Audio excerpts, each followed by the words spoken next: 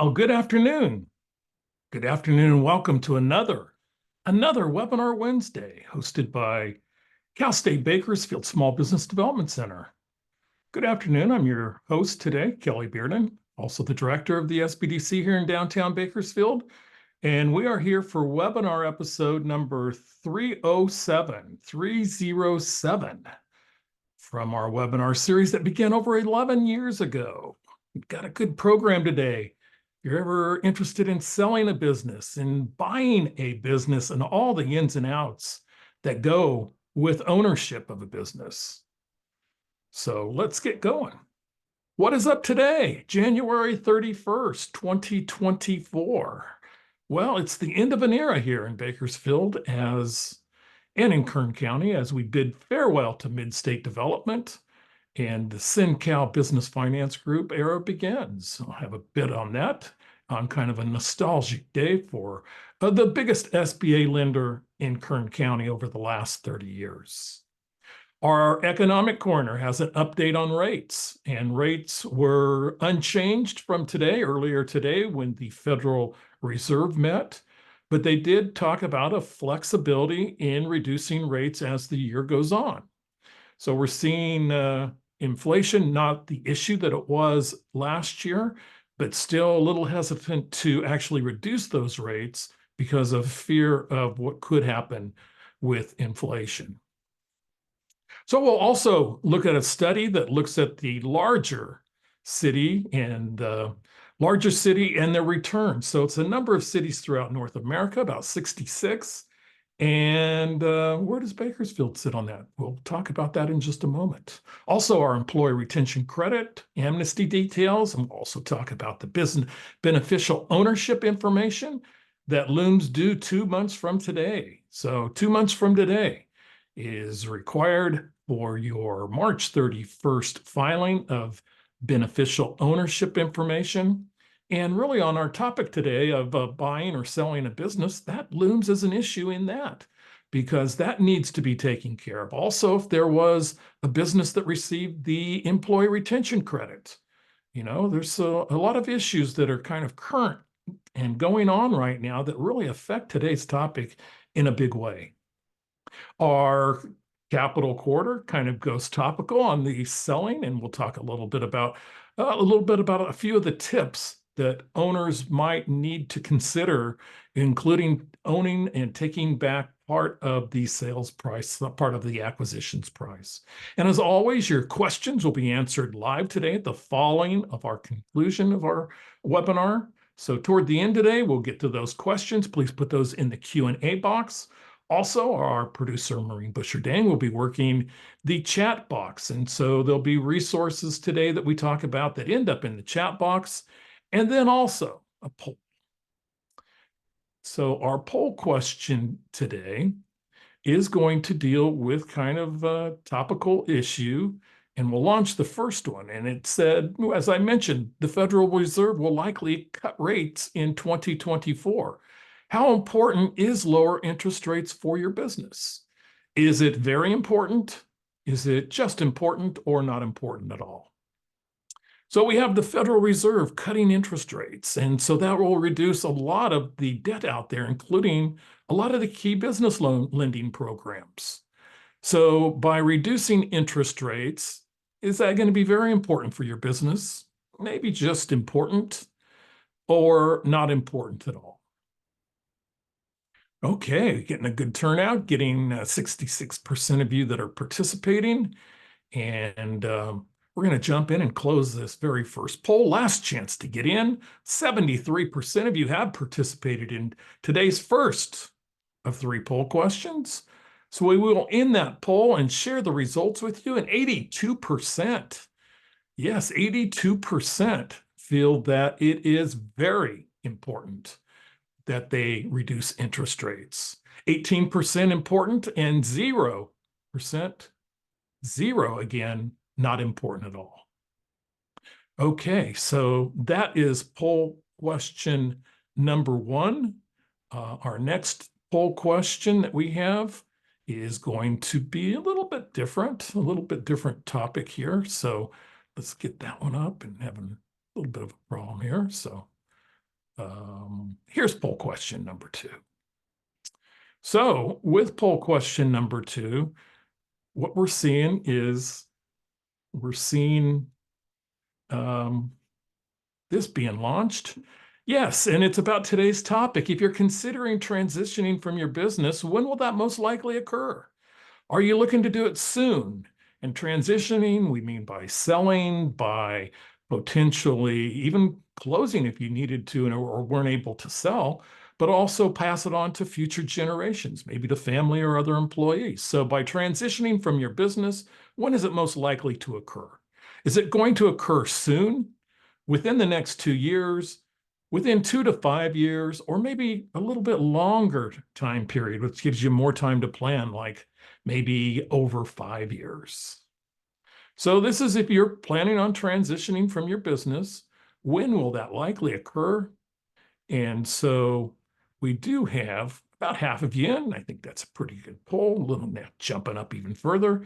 So we're going to give you a last second to jump in and in this particular poll, and we'll share the results with you on in how long from now are you planning on transitioning from your business.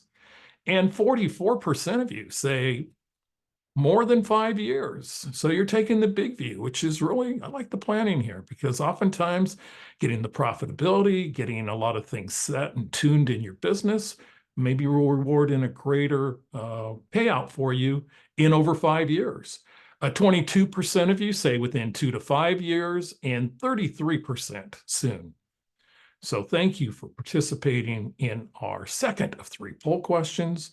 Our final poll question of this fine day is going to be right there. Yes, Elon Musk. He draws no salary from Tesla, but he is still compensated. And recently, very recently, a judge rejected a pay package to Musk in what amount? Was it 65.8 million? Was it 658 million? Or was it $55.8 billion? So Elon Musk, really here in Bakersfield back in 2013 at the Doré Theater on campus, just a absolutely stunning, fabulous evening. Thanks to the former Speaker of the House, Kevin McCarthy, President at CSUB at the time, Horace Mitchell, for getting Mr. Musk in the building. And now we're talking about his salary, just, a short, 10 years later. So is it $65.8 million, 658 million, or 55.8 billion? We will end the poll with half of you participating and share those results with you. And 50% say $658 million. Yes, that would be a heck of a paycheck, wouldn't it? Or actually pay package. But no, it's incorrect. It is $55.8 billion. And the judge rejected that. I believe it came out of a lawsuit saying you can't make that much money. And apparently the judge agreed. So $55.8 billion. Wow. Okay. So let's move along if we must. And it mentioned to you that Mid-State Development, who has served us very well to the tune of $650 million. A lot of those, or some of those, have been acquisitions. So have been businesses that have been acquired. But Mid-State Development, for many years, the largest SBA lender by volume here in Kern County, is going away. The Mid-State name, this is the last time you'll see it on Webinar Wednesday. And of our 307 webinars, you've probably seen this logo on probably about 300 of those. A tremendous amount of lending that created or actually enabled the business owners to create about 6,000 jobs in the community. And for us, it provided the SBDC with free rent over the last 11 years that allowed us to provide an additional 500 hours of consulting to small businesses, all thanks to Mid-State Development. We'll miss you, Keith Bryce. Enjoy your retirement, and away we go. So we'll look at some of the status of the key lending programs quickly. The Amnesty program that we see is right there is is still available, and it's going to be available until March 22nd. That's for the employee retention credit if you've decided or had a change in mind. Also, the employee retention credit has paused. It's likely closed. Now they're estimating, at least from some reports, that it could be over $500 billion that has been accessed in this particular program.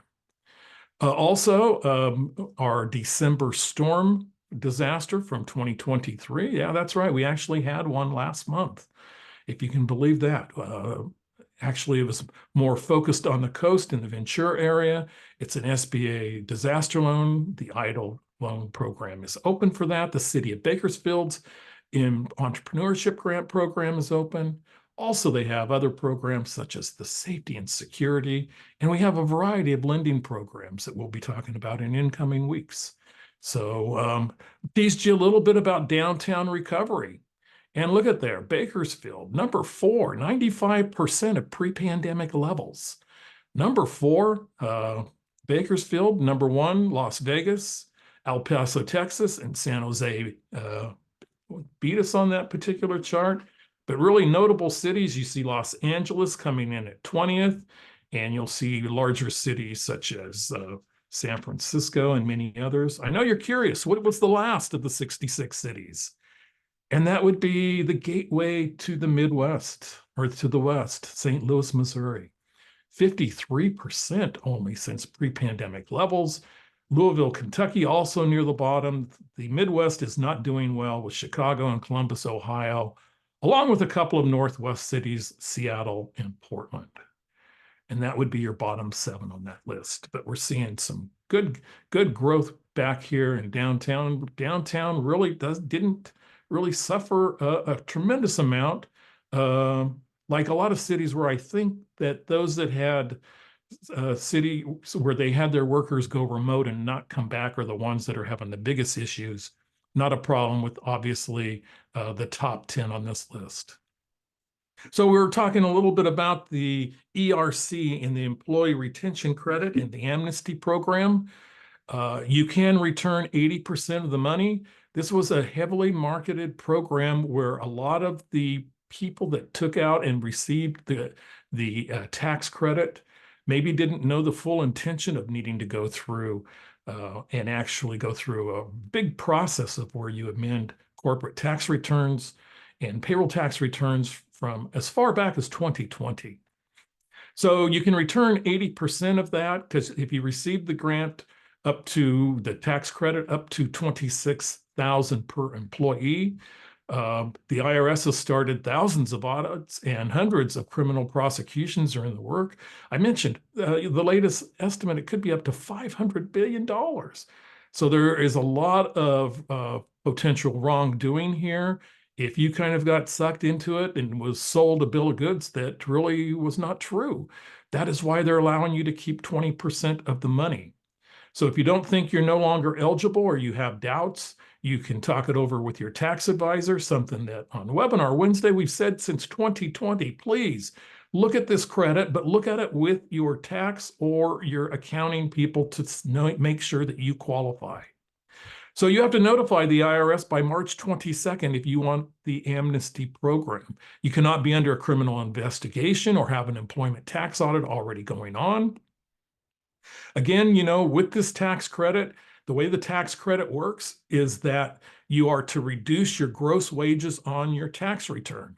So let's say if you had 10 employees at $26,000, that's $260,000.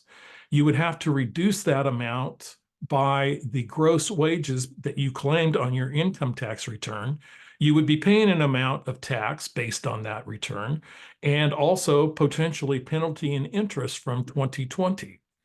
So by receiving the full amount, the credit, there were going to be offsets for everybody that received that because of that part of that credit. Okay, coming back today quickly is our capital quarter. Our capital quarter that we started last year, and trying to do a little segment on Webinar Wednesday to help you realize or actually get small business funding. Today, we're going to talk about a little bit a timely topic, and that is going to be owner or seller financing. on business acquisitions. So oftentimes what you will see is you will see that there is a need for, for a deal to get done that the owner is going to need to carry some funds back. Oftentimes this will happen when you go through the vetting process of, say, taking it to an SBA lender, and maybe there's not sufficient cash flow or other reasons. Something that I really do recommend is always, when you do either purchase a business, is to properly have that vetted through a potential lender.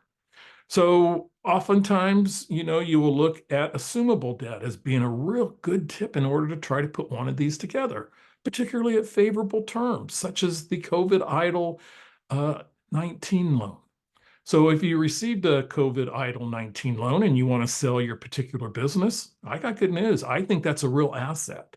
You might have got a loan for, say, $200,000, and that $200,000 might be gone and you still owe that. But that can be worked into the negotiated sales price and actually be an offset at money that only is going to cost you 3.75%. There's value in that from a seller's perspective. You have cheap money that's available, even though you would have to repay that loan, and it doesn't really feel that way, but it is. So, and understanding the cases of where there might need to be some owner carryback in an acquisition is important.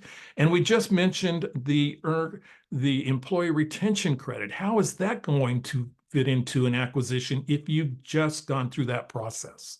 So if you went through the process of the ERC and you're going to have amended tax returns now that are needing to be disclosed to a potential buyer, it can be a can of worms with the employee retention credit and also the business ownership information that you are going to need to be filing that we'll talk about right now.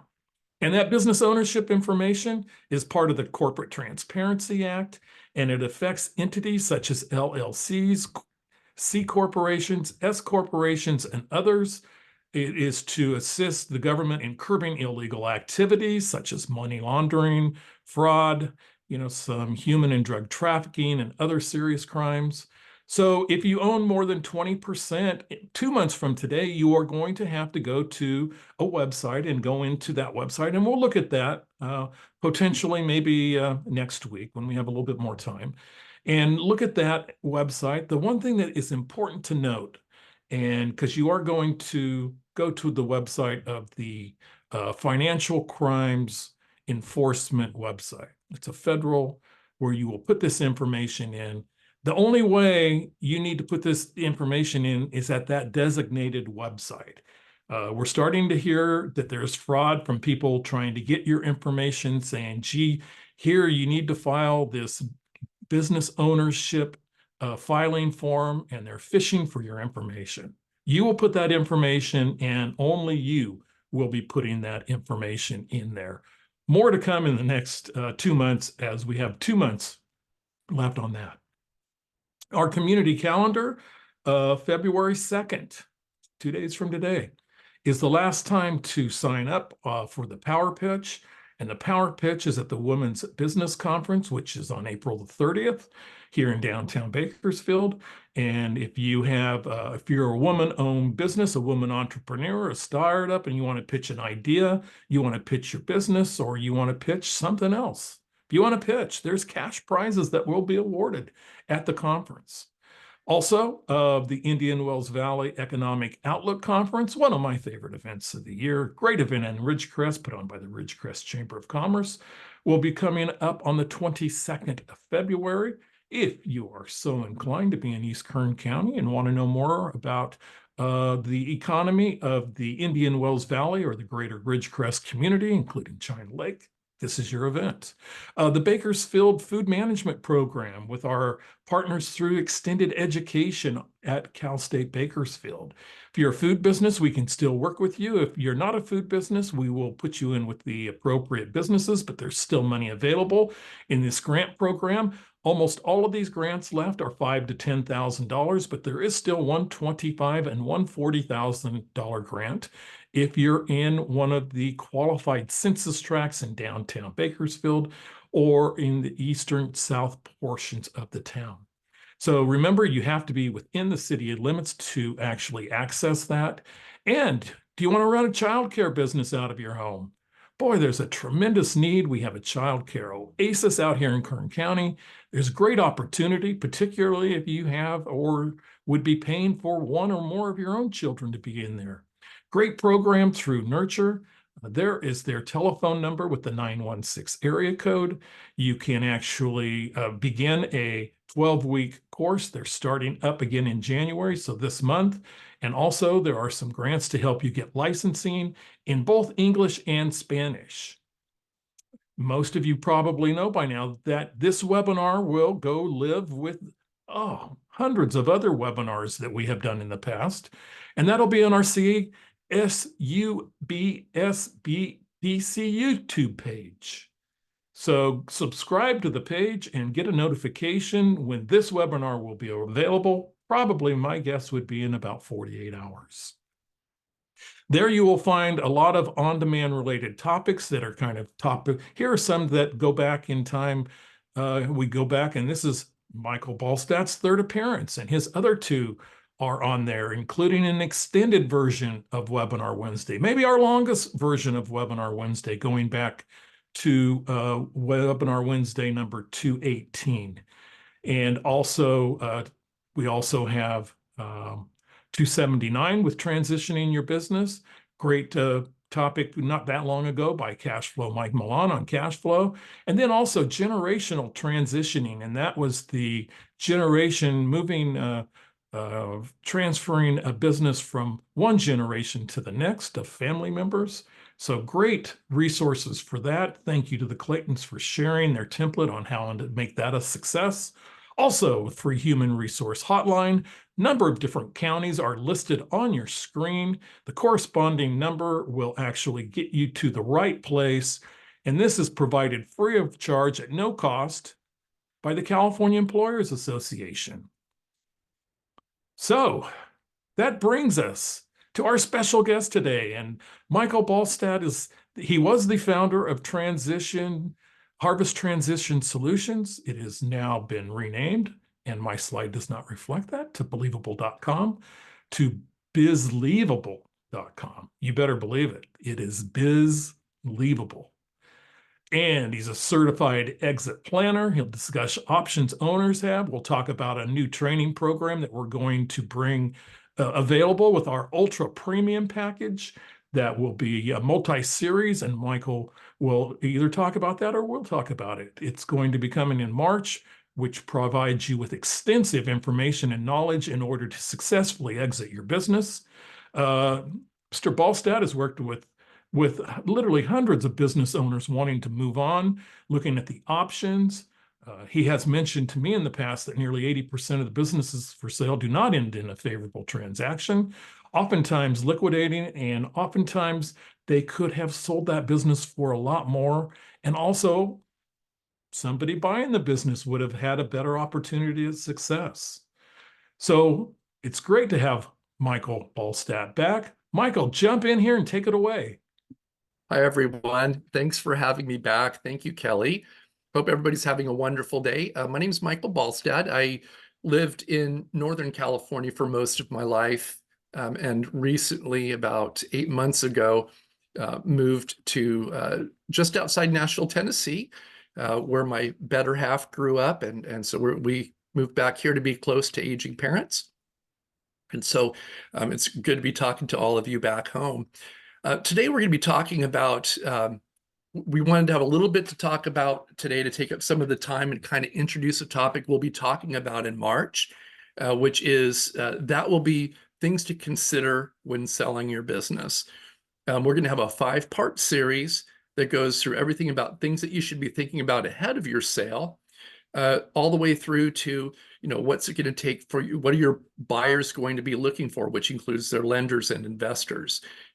What can you be doing in your business to make it worth more and make it able to transition? And then finally, kind of what's the process that you'll be dealing with at the end of that transaction, and also considering the business-shaped hole that will be in your life when you leave your business. And with that, we're going to kind of go to my first slide where we'll go through this. So here are some real statistics. 4 out of 4 business owners will exit their business one way or another. As far as I know, no one's achieved immortality. And so at some point or another, all business owners are going to leave their business.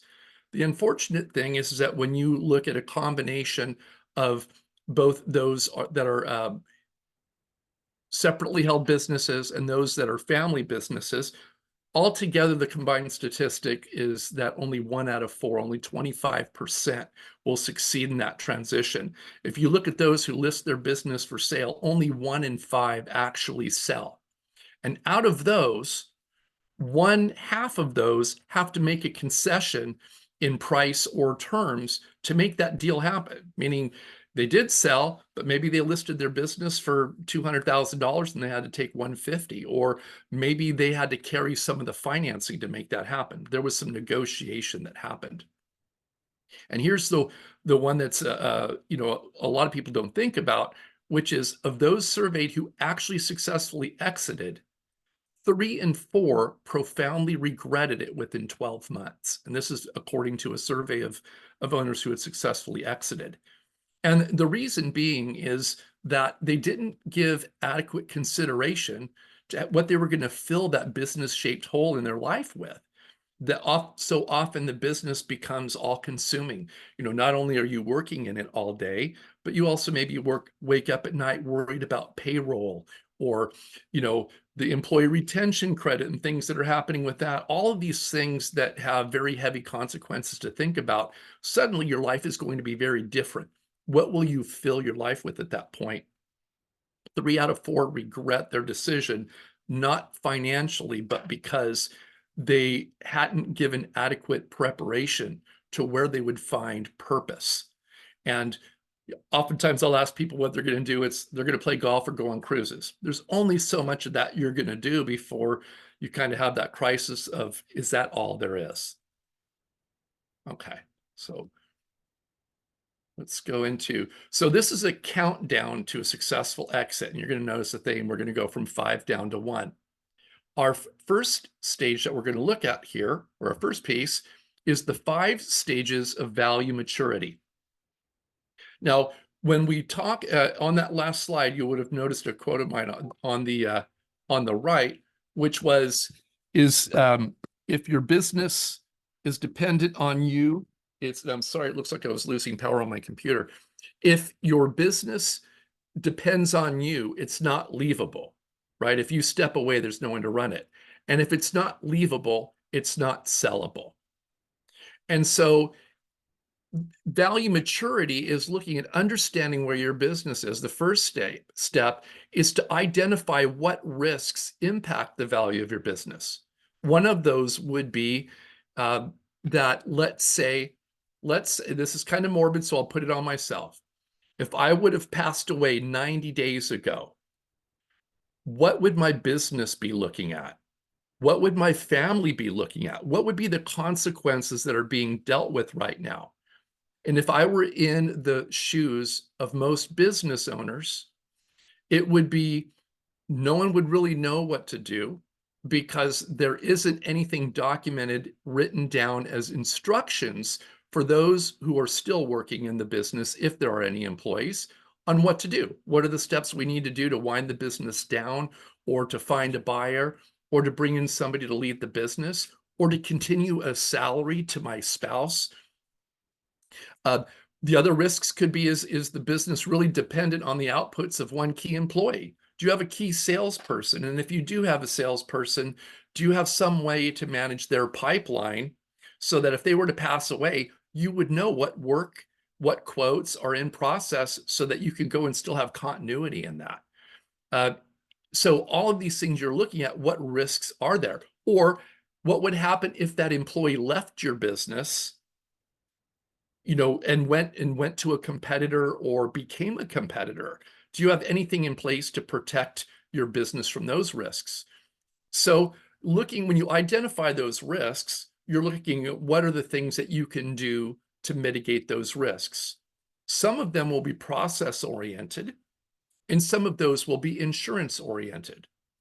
And we'll get into what those are really heavily when we get into our 5-part series. So once you've identified those risks and you find a way to mitigate those risks and you've protected it, think of it as putting rebar in concrete and building yourself a foundation, a solid foundation for your home. Well, next thing you do when you've done that is you can build on that pad. You can build on that foundation of your business. You've protected what you've built so far. Now you can start to increase value. And when you're increasing value, what does that mean? Well, you can increase your profitability because most businesses are valued to some degree based on a multiple of what they call seller's discretionary earnings for smaller businesses, or EBITDA, earnings before interest, tax, depreciation, and amortization. So financial performance, some multiple of that is how the business is valued. And so you might say, well, what determines the multiple? Well, remember, someone buying your business is buying one thing. You may love your business is your baby. It has a lot of personal importance to you besides the financial security it may bring. But to a potential buyer, what they're buying is the future earning potential of that business. And in most cases, there's no premium. In most cases, there is, what is the best case scenario of a business is worth to a buyer? And any multiple different from that is going to be a discount applied to it based on the amount of risk that's perceived by a potential buyer.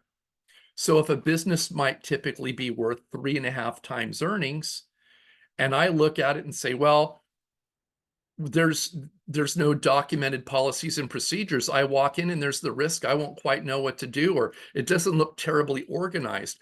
I'm going to apply a discount to that business, no differently than if you were to look at a home that you're considering purchase of, and you're looking at a neighborhood that had been great in the past, but you're starting to see some things happening near that neighborhood that are questionable. You may not be willing to pay as much because there's some uncertainty, right? So you'll begin to build on those things. Again, a lot of this stuff we're doing at a very high level today, just to whet your appetite for what we'll be covering in much greater detail starting in March. So once you've begun to build on those things, now you're going to start to manage your business and personal assets. So what you're thinking about at that point is you as a business owner have so many cases I run into, people think of their personal and their business life as separate. There's 2 reasons why that's not super healthy. One of them is financial and one of them is emotional. And we'll get into that on what can cause burnout. But when you're looking at management, this is where you're going to be talking with a financial advisor to determine what role the net proceeds of the eventual sale or transition of your business is going to be played or is going to play a part in your long-term financial security. Because what I look to do in my practice is I want to help owners realize a financial future that's worth all the sacrifice, the investment and sacrifice of your time and money to make that all worthwhile. So we're looking at owners being able to build a future that's financially secure, personally fulfilling, and leaving my clients able to achieve the legacy impacts that they want to leave behind. So you're going to build, then you're going to harvest. That is, sorry, I said those, out of order. So once you've built the value, once you've strengthened this into something that someone can see as a business that's going to have continuity and sustainability beyond you, once you've made that business leavable, and once in working with your financial advisor, you've determined what that value needs to be, or not the value, but what the net proceeds need to be. And then you work with someone like myself to say, okay, well, if you know that you need $500,000 out of your business, what does it need to sell for so that once you take out your taxes and once you take out your settlement costs for the transaction, that you're left with that $500,000? Then we're looking to make sure that we're doing what we need to do in the business to reach that eventual value. Let's say that value is $1 million, right? So if your business is worth $500,000 now and you need it to be worth $1 million, then we're looking at what do we have to do in the business to double its value over some period of time. For instance, if you told me, Michael, I want to sell in 3 years, and if you told me that your business needed to be worth twice as much, I would be able to tell you that we need to grow your business's value at 24% a year for the next 3 years.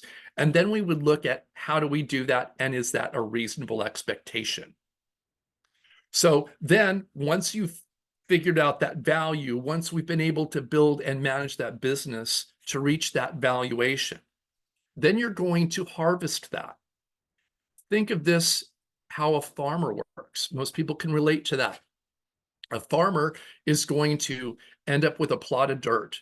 They're going to work that field. They're thinking that as a business plan. They're getting that land ready to plant seed in. And then you're going to plant that seed. You're going to fertilize it. Think of that as the capital that you're pouring into the business.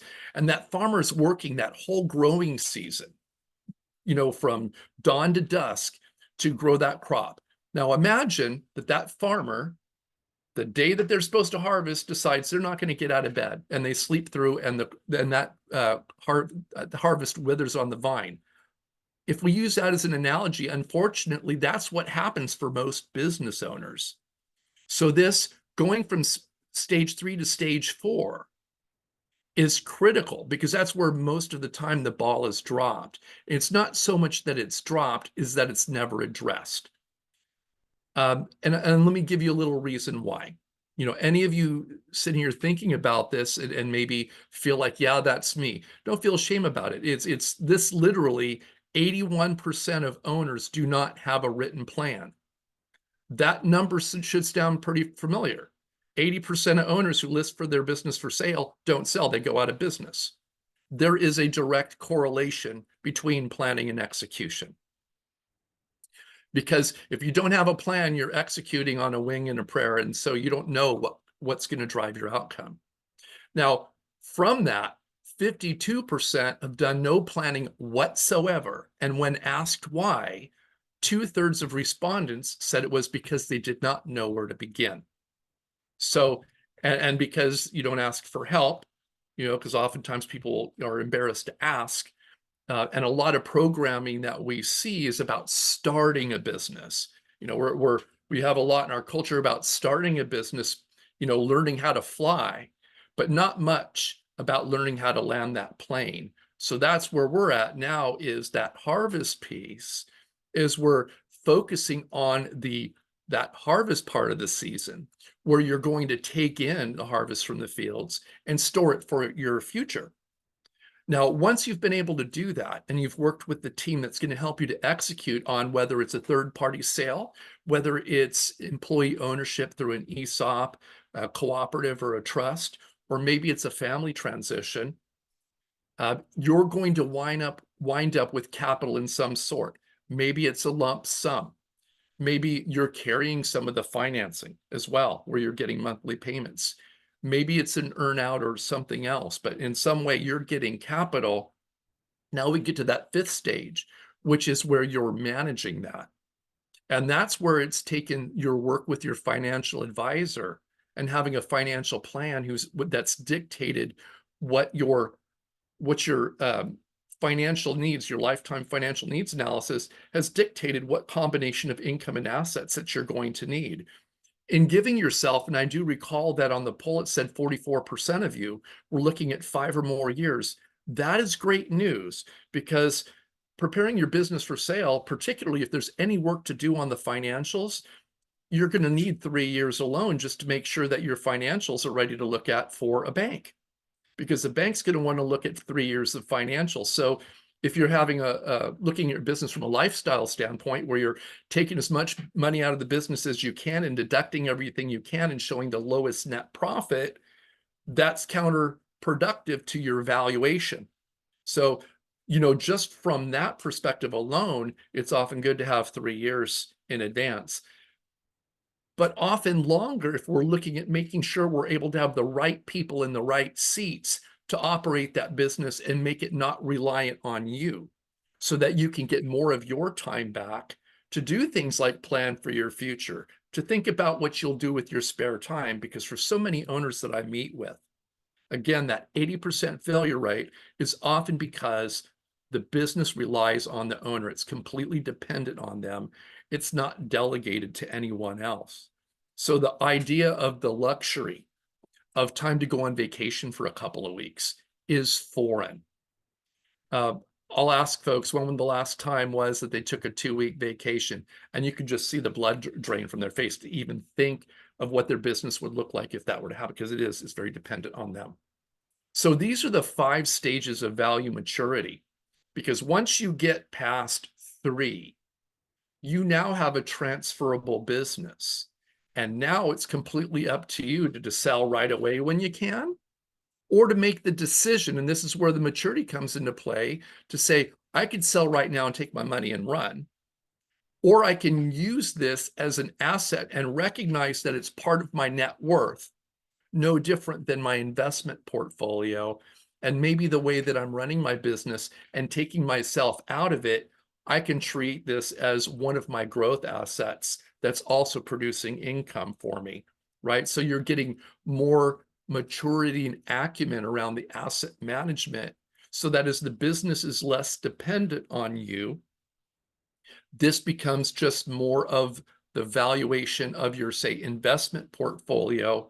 And you can think of it not just a business, but as of the family enterprise, of the vehicle, not just that gives you current income, but the vehicle that allows you to distinguish your lifestyle as one that is freedom versus one that's a job. Because once you look at your business that way, where it's not dependent on you, it really, you've given yourself, in taking the risk of being a business owner and the risk of being part of the 99% of enterprises that make up our economy, small business, you've taken on that risk and that responsibility of being the backbone of our economy, so often without getting the major benefit you can, which is financial freedom, and more importantly, freedom of your time.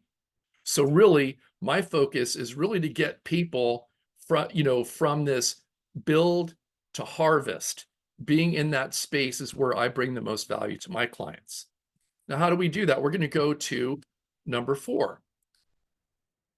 Now, these are the 4 C's. These are the 4 drivers of 80% of value in a business that is intangible value. So think of this as everything that's a multiple of profits in a valuation. You have your human capital. This is the right people in the right seats. So these are, you have, people with the right skills and talents in the correct job descriptions, executing not only on those tasks that they're best suited for, but actually the ones that they have interest in and get fulfillment out of, right? And you have a good track record of attracting and retaining those people and minimizing employee turnover. Your next one, and again, you don't have to memorize all these. This will be in their archive. You'll be able to access it. We will go into these in great detail. One of our whole entire sessions is going to be on this in the series. So that's the human capital. That's the team. This is completely probably is not a secret to anyone. But how to achieve that, we're going to show you some ingredients on how to do that and really be able to maximize that contribution to your multiples. The next is going to be your structural capital. Think of this as the policies, procedures, systems, intellectual property, brand, and reputation. It's the who you are and how you did it. So if someone, let's say that you've got a machine shop. If someone were to go and want to start a machine shop in Bakersfield, California, they're going to have to go find some industrial property. They're going to have to go put investment into equipment. They're going to have to go take out debt. They're going to have to then find a customer. And they're going to have to hope that they're in a race. They're in a race, and the race is between their first customer and their working capital runway. if they can't find their customer before they run out of capital, they could have the best idea in the world and still go out of business. They could have the best processes of how to machine a product. They could have the best knowledge on how to do it, but they didn't give themselves enough runway. Now, instead, let's imagine that they find you and you've got a machine shop for sale and you're 65 years old and you've been in business for 30 years and you've got a proven track record of serving clients and you've got recurring revenue and you've got a proven track record. Which is less risky for an entrepreneur wanting to get into business, starting from scratch or getting a proven template that allows them to walk into immediate cash flow? It's a common sense answer. It's to buy your business. But in order to do that, that has to be transferable. So often I run into business where the business runs perfectly fine with the person at the helm that's there now. But most of the business is in their head.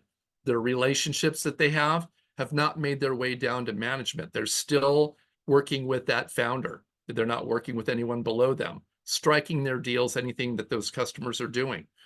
All of the processes, how they do things, may still be in the owner's head, right? So documenting all of that is key. Proof in the pudding of that. Think about franchises. When someone goes to McDonald's, have you ever been to McDonald's? You may not like their food, but one thing is for sure, you look at that sign and it says billions and billions served. What does that mean? That means over billions of transactions over about 100 years, over thousands and thousands of locations. They pretty much have figured out every way to everything from what is the minimum number of pickles they can put on a cheeseburger and still have the customer like it, helping them to manage food costs. To which corner of an intersection should they put the building on? To what size of a team should they have, on the grills and everything while they're open? So all of that proven system means that someone like myself can go in there and pay a big chunk of money up front, but know that I don't have to guess how to do any of it. Their systems are in place. All I need is kind of idiot proof. I just go in and do what they tell me. Not only that, everybody knows what the golden arches are.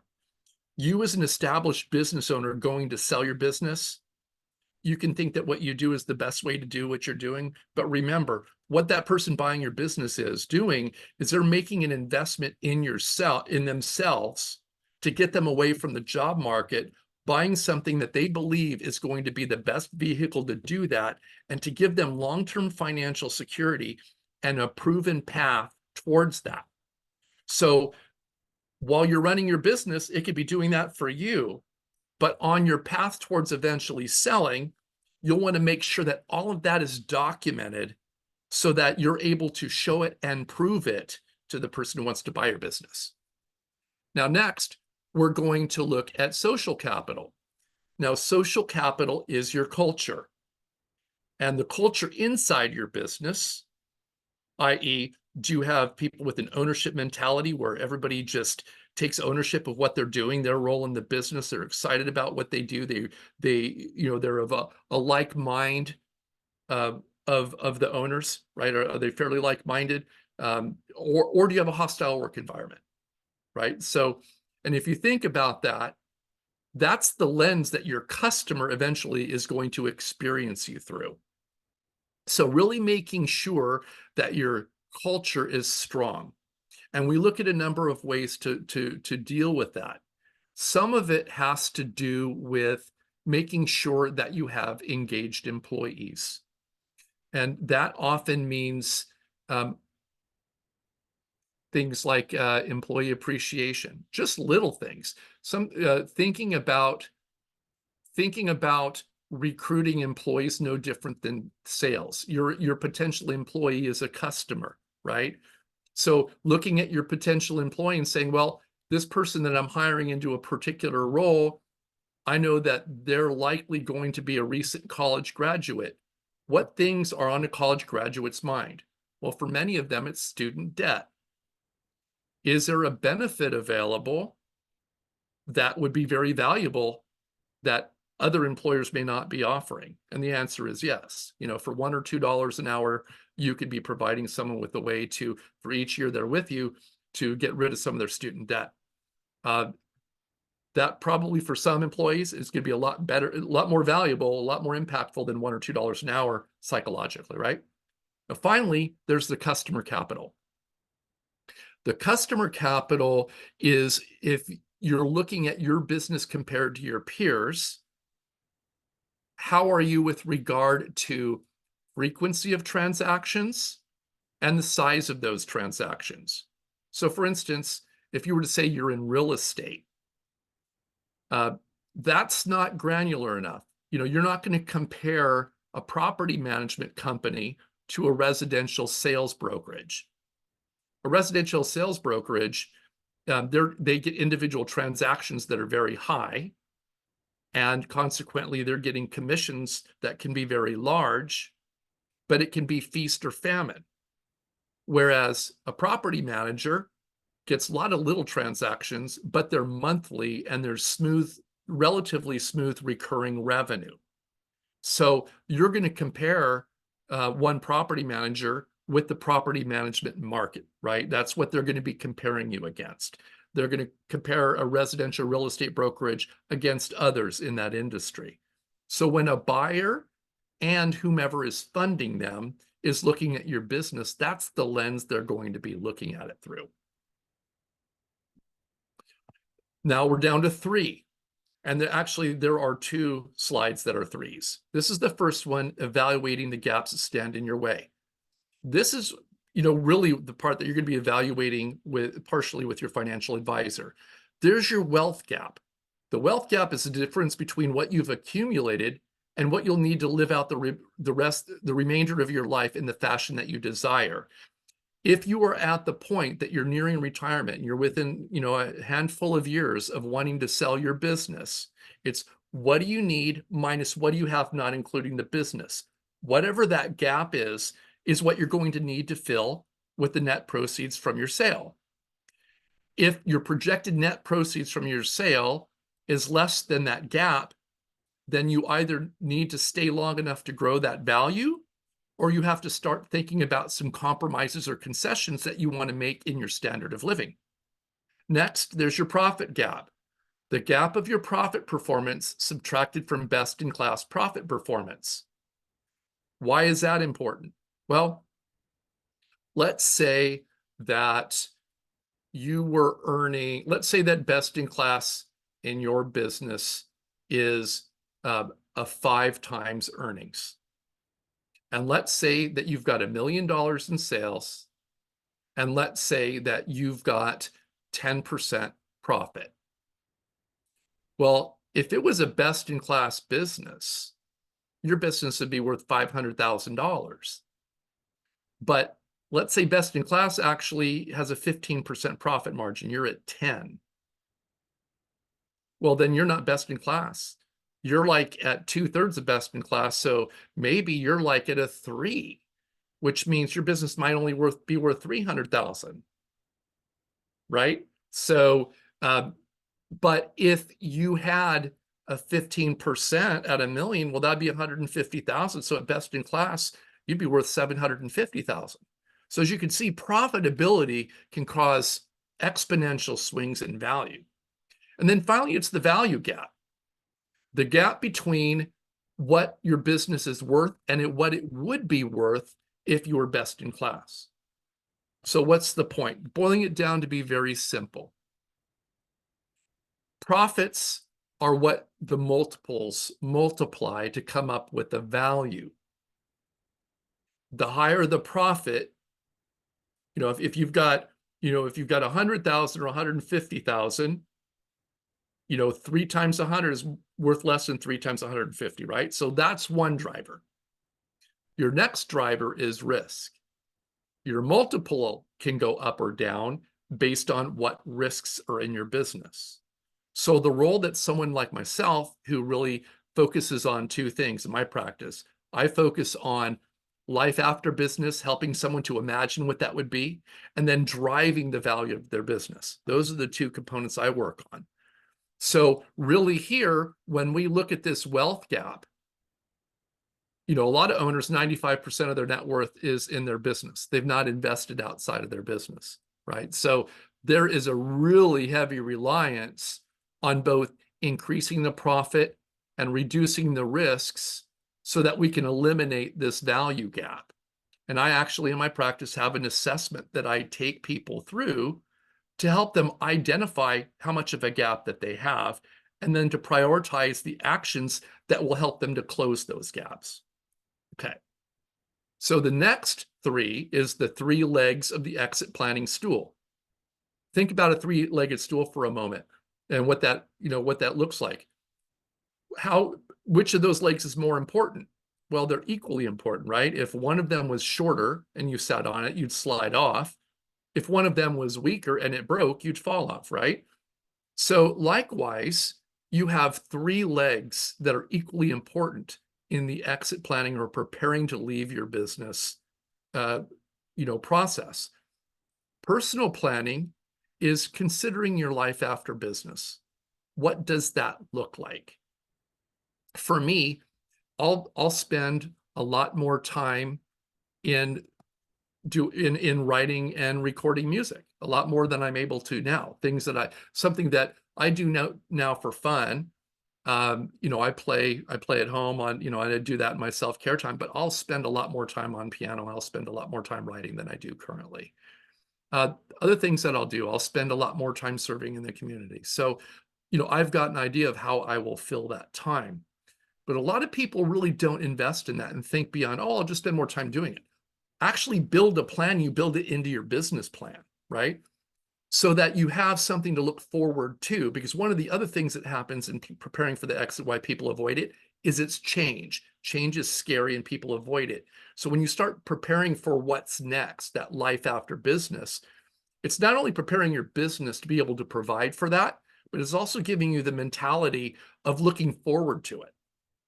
Next is personal financial planning. Once you've considered your personal planning, working with your financial advisor to say, what's it going to cost to do that so that you could build a financial plan for it. Then the third leg is business planning. How do you make the business attractive enough and sustainable enough to a new buyer to justify the price and create the net proceeds to allow you to accomplish that? 2 paths, 1 destination. Work on, not in your business. And what I mean by that is if you're in your business doing a $15 an hour job, you're doing too much of the work in the business. Your focus has got to be on the $1,000 an hour job, which is the things that drive your business to provide the products and services that people are buying so that you can employ those people that do that. Because if your business is, if you're working on that job that's $15 an hour, which is critical, you're not able to grow your business. There's only so much capacity you personally have. So working on your business, working on strategy, working on those things that actually drive value, and then bringing people in to work to fill those other roles will give you more of your own time back. One of the things that I look to do, taking on a new client privately, is to get them 20 hours a week back of their own time so that they can get comfortable with that. And so they're not making the selling decision under duress. Most people that come to me and are wanting to sell their business, and maybe some of you that are in there that say soon, is because they're burned out and they see it as a binary solution. I either go the way I'm going, which isn't sustainable because I'm doing everything, or I get out. It's one of those 2 things. If we get you to be able to step back and figure out how to fill those roles with somebody else, so you have more of your time, it allows you not to make a reactive decision on that sale. Next, work on, not just in, your life. Being in the moment allows you to be present and enjoy your life. Working on your life, creating a vision for what your life after business will look like, will empower you to do much more of that.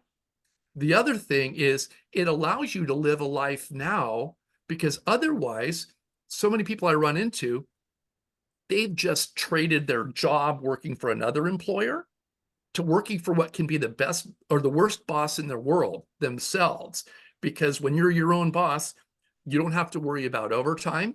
You don't have to worry about OSHA, right? Because you're not going to enforce it. So, making sure that you've made your business fit your life not your life conform to your business, will make that path of entrepreneurship much more enjoyable for you, and it will give you many more options for a better outcome. And then finally, one goal, mission accomplished. After you've stepped through these 5 stages and been very intentional about the future you want, work with the appropriate professionals to help you along that path, you'll be able to reach that one goal, which is a future that's personally fulfilling, financially secure, and leaves you capable of achieving the legacy impacts you want to leave behind.